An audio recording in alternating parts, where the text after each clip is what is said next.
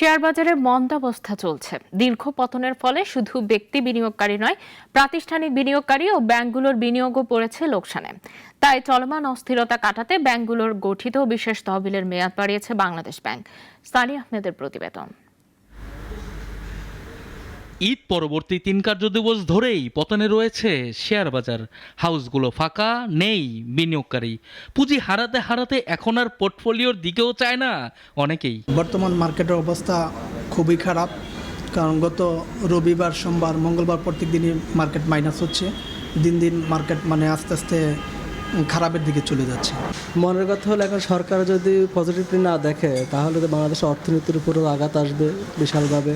আমরা ছোটোখাটো বিনিয়োগকারীর উপর আঘাত আসবে, হাউজের উপর আঘাত আসবে। শুধু ব্যক্তি বিনিয়োগকারী নয়, পতনের লোকসানে পড়েছে প্রাতিষ্ঠানিক বিনিয়োগকারী সহ ব্যাংকগুলো। তাই পুঁজিবাজারে ব্যাংকগুলোর যে 200 কোটি টাকার বিনিয়োগের তহবিল গঠিত হয়েছিল তার মেয়াদ বাড়িয়েছে বাংলাদেশ ব্যাংক।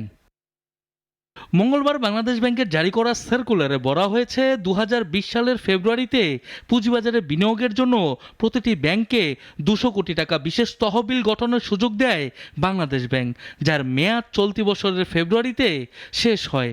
পুঁজিবাজার অংশীজনদের অনুরোধ এবং আর্থিক খাতের সার্বিক স্থিতিশীলতার স্বার্থে এই মেয়াদ বাড়ানো হয়েছে 31শে ডিসেম্বর 2026 পর্যন্ত। এদিকে যুক্তরাষ্ট্রের শুল্ক বৃদ্ধির প্রভাব পড়েছে বিশ্ব শেয়ার বাজারে। ভারত, পাকিস্তান থেকে শুরু করে খোদ রক্ষা পাচ্ছে না যুক্তরাষ্ট্রের শেয়ার বাজার। তবে সেদিক থেকে তেমনটা নেতিবাচক প্রভাব নেই দেশীয় শেয়ার বাজারে। তো আমরা বাংলাদেশ থেকে আমেরিকাতে মাত্র $8 বিলিয়ন এক্সপোর্ট করি, আমাদের অন্য দেশেও ব্যাপক এক্সপোর্ট আছে। সুতরাং আমি মনে করি এই জায়গাটা মিনিমাইজ হয়ে যাবে শর্ট টাইমে। প্রাইসটা কিন্তু খুব ইম্পর্টেন্ট, তার উপরেই কিন্তু ট্যাক্স হয়। এই প্রাইসটা যাতে কম থাকে সেখানে আমাদের নজর দিতে হবে। একসময় বিনিয়োগকারীদের সরগরমে থাকা সিকিউরিটিজ হাউসগুলো দিনের পর দিন হয়ে পড়ছে প্রাণহীন। লেনদেন থমকে আছে একটি জায়গায়, তার উপর ট্রেজারি বিলের রেটও বৃদ্ধি পাচ্ছে।